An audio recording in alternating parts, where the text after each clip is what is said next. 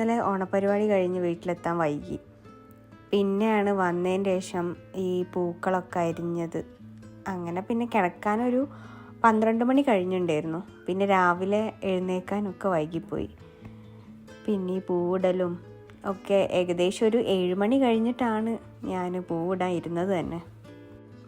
എല്ലാ ദിവസവും പൂക്കളിൽ വേറെ വേറെ കളേഴ്സൊക്കെ ഉണ്ടായിരുന്നു. പക്ഷേ ഈ തിരുവോണത്തിൻ്റെ തലേന്ന് കിട്ടുന്നത് അധികം മല്ലികയായിരിക്കും. മല്ലിക 2 കളർ മാത്രമേ കിട്ടുള്ളൂ. ബാക്കിയുള്ളതൊന്നും കിട്ടാൻ കുറച്ച് പണിയാണ്.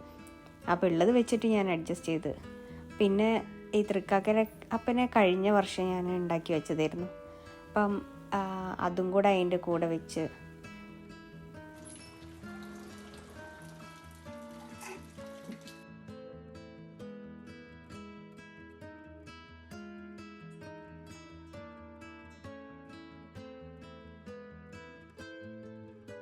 പൂടലൊക്കെ കഴിഞ്ഞ് നേരെ അടുക്കളയിൽ പോയി നോക്കി. അപ്പോൾ അവിടെ അച്ഛൻ അവിടെ ഇരുന്ന് പച്ചക്കറി അരിയുണ്ട്. അവിയലിനും സാമ്പാറിനുള്ളത് സെപ്പറേറ്റ് ഓരോ ഭാഗങ്ങളായിട്ട് അരിഞ്ഞു വെക്കുകയാണ്. ഇന്നലെ രാത്രി കുറച്ച് അരിഞ്ഞു വെച്ചിട്ടുണ്ടായിരുന്നു. പിന്നെ ഇന്നലെ കിട്ടാത്ത കുറച്ച് പച്ചക്കറി രാവിലെ എത്തുള്ളൂ എന്ന് അവർ പറഞ്ഞു. അപ്പോൾ രാവിലെ പോയി വാങ്ങിച്ചു കൊണ്ടുവന്നതാണ് അതൊക്കെ. അപ്പോൾ അതൊക്കെ ഇരുന്ന് റെഡിയാക്കാണ്. പിന്നെ അടുപ്പത്ത് പുളിയിഞ്ചിക്കുള്ളത് വെച്ചിട്ടുണ്ട്. അപ്പോൾ അത് അനിയത്തി നോക്കുകയാണ്. നീ എന്താടി ഇങ്ങനെ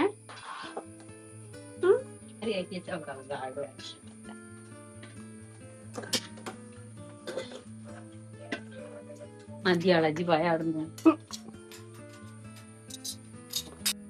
അപ്പം അതൊക്കെ കഴിഞ്ഞ് ഞാൻ റൂമിൽ വന്നൊന്ന് ജസ്റ്റ് മുടിയൊക്കെ ഒന്ന് കെട്ടി ഒന്ന് റെഡിയായി. അതിനുശേഷം അപ്പോൾ നോക്കിയപ്പോൾ ഉണ്ട് അനിയത്തിതാ പണി കഴിഞ്ഞ് ബോധം കെട്ടും.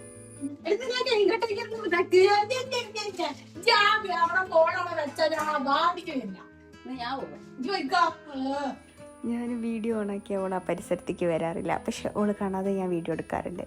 അപ്പോൾ ഇതേ ഉപ്പേരിയിൽ ക്യാബേജിൽ മറ്റേ ഇതിടൂലേ, എന്താണ് പരിപ്പ്, പരിപ്പ് ഞാൻ ഇട്ട് കുറച്ച് ഏറിപ്പോയി.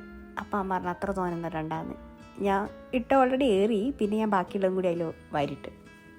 ഇവിടെ പൊതുവേ ക്യാബേജിൽ അങ്ങനെ ഇടാറില്ല. പക്ഷെ എനിക്കിഷ്ടമാണ്. സദ്യയിൽ നമ്മൾ കല്യാണ വീട്ടിലൊക്കെ പോയി കഴിഞ്ഞാൽ ക്യാബേജിൽ ഇങ്ങനെ കാണാറുണ്ടല്ലോ. അപ്പോൾ എനിക്ക് ഭയങ്കര ഇഷ്ടമാണ്. അപ്പോൾ ഞാനത് പറഞ്ഞപ്പോൾ അമ്മ അതിൽ കഴുകി ഇട്ടിട്ടിടാൻ പറഞ്ഞു.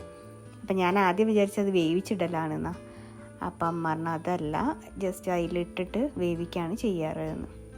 പിന്നെ ഞാനത് അമ്മയ്ക്ക് കൈമാറി. ഇനി അമ്മ അത് ഇളക്കി ഇളക്കി ഇളക്കി വേവിക്കും.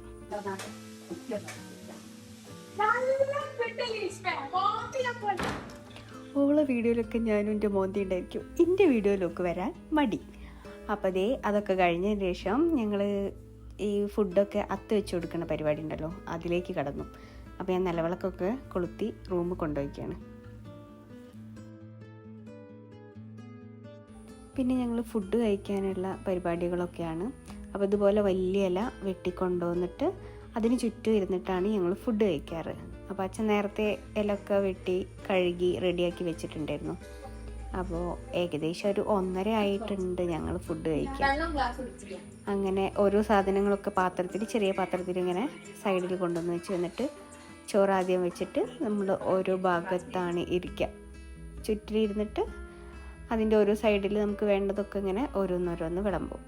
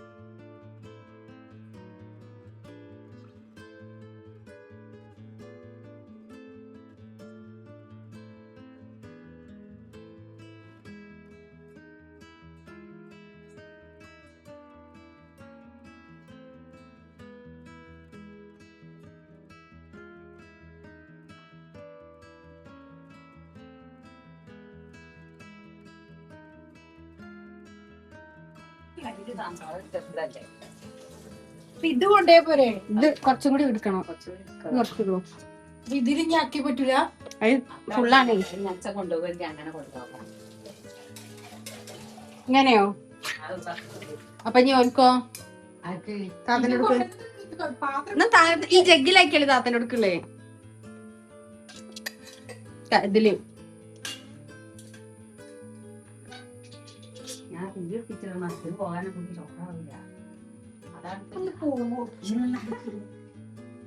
ഈ തൂക്കൊക്കെ ഞാൻ എന്തിനു കഴിക്കതാ? വെറുതെ ഓരോ പണി എടുപ്പിക്കുന്നു.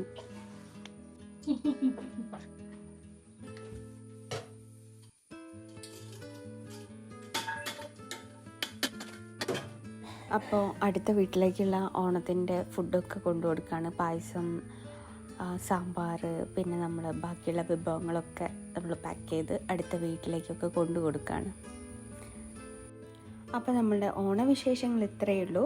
ഇനി നമുക്ക് പുതിയൊരു വീഡിയോ ആയിട്ട് വീണ്ടും കാണാം. ടാറ്റാ.